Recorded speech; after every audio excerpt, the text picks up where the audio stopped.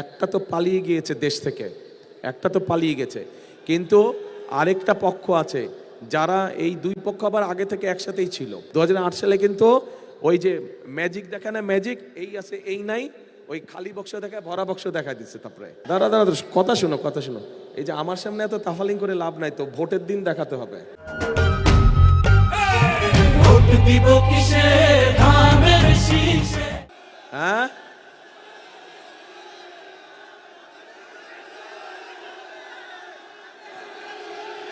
হ্যাঁ 12 তারিখে ভোট। এই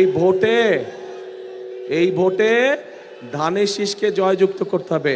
কারণ এক মিনিট এই এই এই যে স্লোগানের এক মিনিট দাঁড়াও ভাই, দাঁড়া কথা শুনো, কথা শুনো। এই যে আমার সামনে এত তাফালিং করে লাভ নাই, তো ভোটের দিন দেখাতে হবে। আমার সামনে তাফালিং করে লাভ আছে কোনো? ভোটের দিন জয়যুক্ত হয়ে এসে দেখাতে হবে, তখন বুঝবো এই শক্তিটাকে। ভোটের দিন দেখাতে হবে। ওই যে আপনারা 12 তারিখে যে ভোট দিবেন, ওই ভোটের অধিকার আপনাদের কাছ থেকে, বাংলাদেশের মানুষের কাছ থেকে এক পক্ষ কেড়ে নিয়েছিল, এবং তাদের বিরুদ্ধে আন্দোলন করতে গিয়েই এই পরিবারগুলো তাদের আপনজনদেরকে হারিয়েছে, অথবা বিভিন্নভাবে নিজেরাও নির্যাতিত হয়েছে, অত্যাচারের শিকার হয়েছে। এখন প্রিয় ভাই বোনেরা, ওই ষড়যন্ত্র কিন্তু এখন শেষ হয় নেই।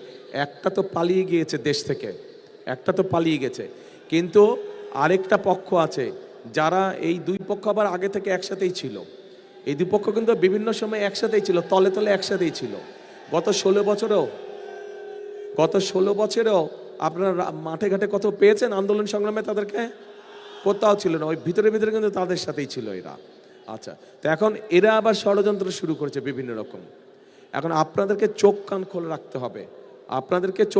রাখতে হবে, যাতে ষড়যন্ত্র করে আপনাদের ভোট এদিক ওদিক না করে। ব্যালট বাক্স পাহারা দিতে হবে। 2008 সালে কি হয়েছিল মনে আছে? 2008 সালে কিন্তু ওই যে ম্যাজিক দেখা না, ম্যাজিক এই আছে এই নাই, ওই খালি বক্স দেখায় ভরা বক্স দেখা দিচ্ছে। তারপরে মনে আছে 2008 সালের ঘটনা? কাজে এই ব্যাপারে সতর্ক থাকতে হবে আপনাদেরকে, ঠিক আছে? এই ব্যাপারে সতর্ক থাকতে হবে আপনাদেরকে। এখন যে ভোট যে দিতে যাবেন, সব জায়গায় আমি এই কথাটা বলি, যাবেন কখন ভোট দিতে? তাহাজ্জুদ, রাইট, এই তো তাহলে মেসেজ আসছে সবার কাছে, খবর পৌঁছেছে, গুড।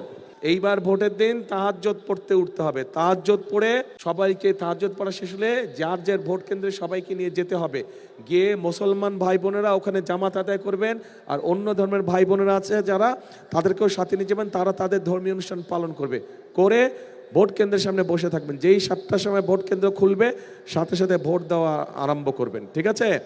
আর খেয়াল রাখবেন এই যারা ষড়যন্ত্র করছে, এরা আবার ওই যে 8 সালের মতন আরেকটা ষড়যন্ত্র করছে। ওই যে এই ষড়যন্ত্র আমরা ওই যে এই তথাকথিত যে আমির নির্বাচন, তারপর নিশিরাতের নির্বাচন, তখনও আমরা দেখেছি যে লাইন দিয়ে থাকে, কিন্তু লাইন আগায় না। আর দেখছেন না এই চিত্র? মনে আছে এই কিছুদিন আগেই তো ভোট কেন্দ্রের সামনে লাইন, কিন্তু লাইন আর নড়ে চড়ে না রে বাবা। কাজে এইগুলা ব্যাপারে সতর্ক থাকতে হবে, যে লাইন নড়ে না এখন, আর ভিতরে ওইদিকে সিল মারা শুরু হয়ে গেছে। কাজে এইগুলা ব্যাপারে সকলকে আপনাদের সতর্ক থাকতে হবে প্রিয় ভাই বোনেরা।